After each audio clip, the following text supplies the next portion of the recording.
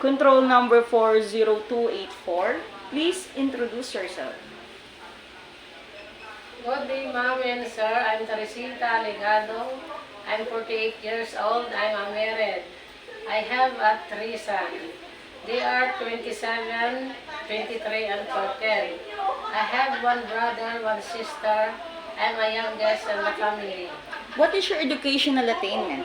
I'm high school graduate in Kuya Fu Academy High School. Why do you want to go to Hong Kong? I go to Hong Kong. I earn to money. I earn to Hong Kong. I support my family. Have you been to any country before as an OFW? Saudi Arabia, ma'am. I'm a maid. How long you work there? 2 years, ma'am. Do you have experience in taking care of an old person? Yes, ma'am. What can you do for elderly? I give the bath, change the diaper, and give the food, ma'am. Do you have experience in taking care Yes, of a newly ma'am. born babies and children? Yes, ma'am. I give bath, tutoring, and change the clothes, ma'am. Aside from your daily household work, what other special skills you can do inside the house? Cooking, baking, dishwash, ma'am. Describe yourself as an housemaid.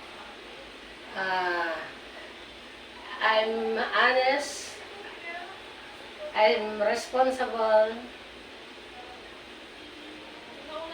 Can you cook? Yes, ma'am. What foreign dishes can you cook? Like adobo, caldereta, and chop suey. During misunderstanding of your employer, what do you do? Say sorry. Describe your relationship with your past and present employer. How did they treat you? Ma'am and sir, I treat your family and give food. Message for your future employer in Hong Kong. Ma'am and sir, I do my best.